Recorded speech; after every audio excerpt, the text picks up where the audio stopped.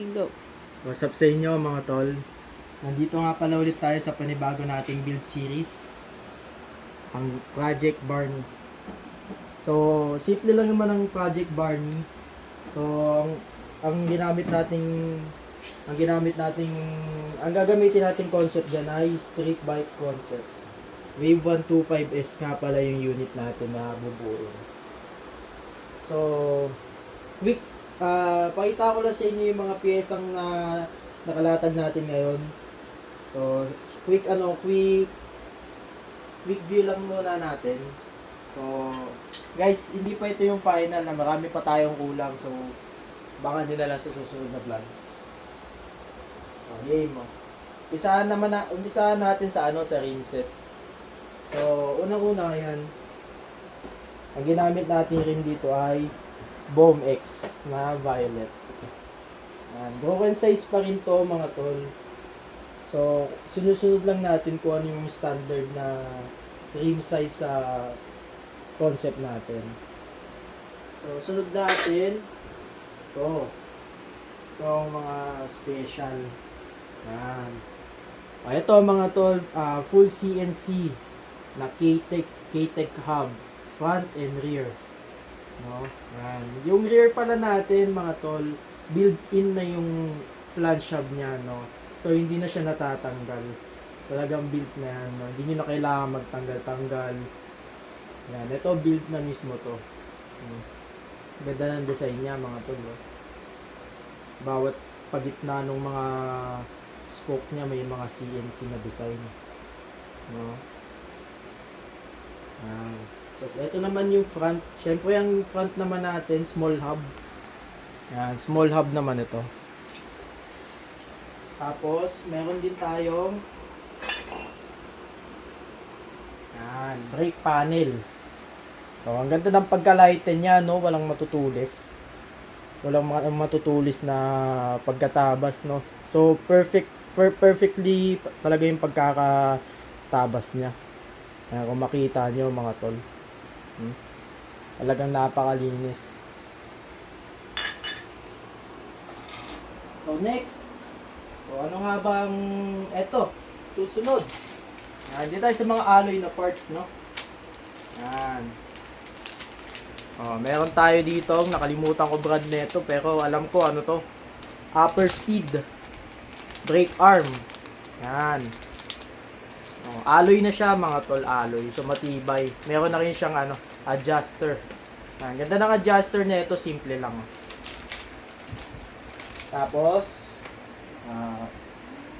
so ang concept pala natin mga dito mga tol, upper speed X K-Tech. Upper speed X K-Tech ang ginamit natin ng mga brand dito sa alloy parts. So next is meron tayong upper speed na alloy footboard. Yan. Alloy na siya mga tol. So, alam niyo naman pag stock mga tol, bakal. So, dito gumamit tayo ng alloy.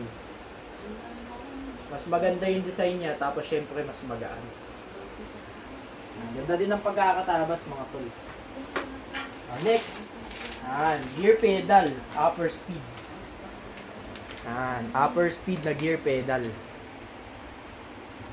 Hindi na natin tinanggal mga boss kasi naka-plastic pa. Next is brake pedal naman mga tol. Upper speed din to mga tol, upper speed. Brake pedal, alloy din siya. Ang ganda din ng pagkakatabas mga tol.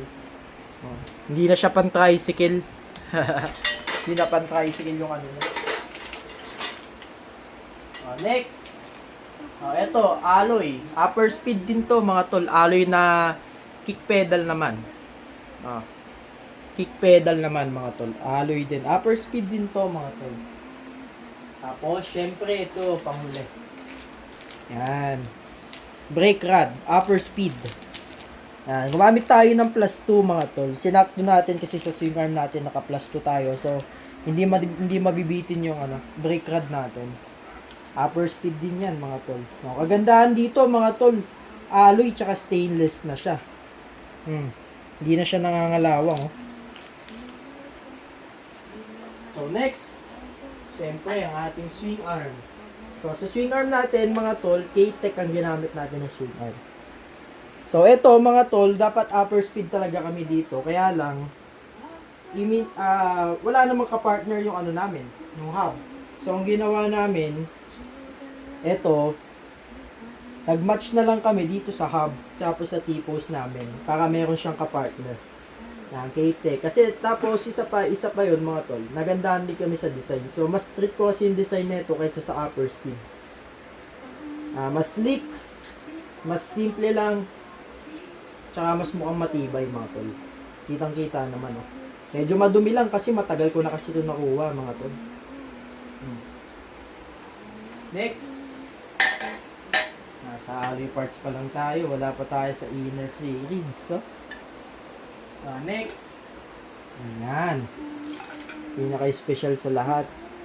Upper speed na U-box. Ayan.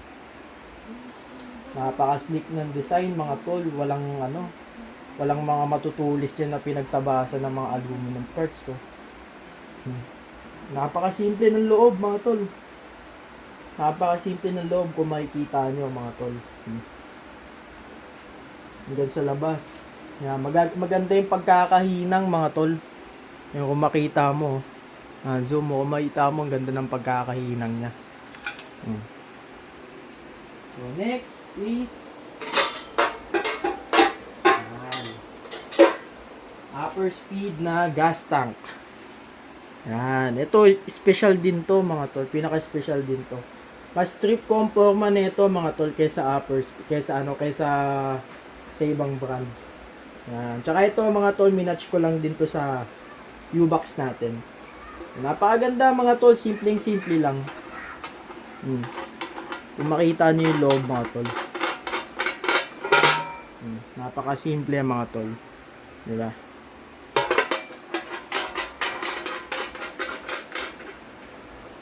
Next is T-post. Yan. Ito mga tol, K-Tech. K-Tech T-post. Yan. K-Tech X Boss Chip. Yan. Ito yung ano niya. Oh.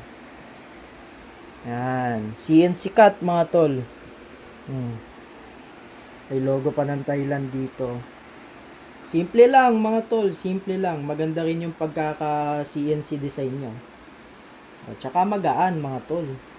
Yan. Ito special din to para sa akin mga tol. Nakuha ko to as pack dito sa hub. Aspak yan sa hub. So, next is Daytona Quick Throttle with handle grip. Yan. O, ito mga tol. Match to sa pare-pares lang to dun sa mga nauna nating build series sa Mio tsaka sa Raider, no? Yan. Mas strip ko yung forma mga tol. Mas simple. Daytona pa din talaga the best. Siyempre, match dito sa hose, Daytona na hose. Ito mga tol, 90 degrees to. 90 cm, sorry. 90 cm yung haba niya, no. So, malalaman natin kung sakto, pero sana sakto mga tol para hindi masayang yung bili natin, ano. So, dito naman tayo mga tol sa inner parts hanggang sa fairings. Yan, ito yung mga genuine na fairings tsaka crankcase natin, no? So, umpisa natin dito mga tol, no? Yan. Ito mga tol, plastic lang to.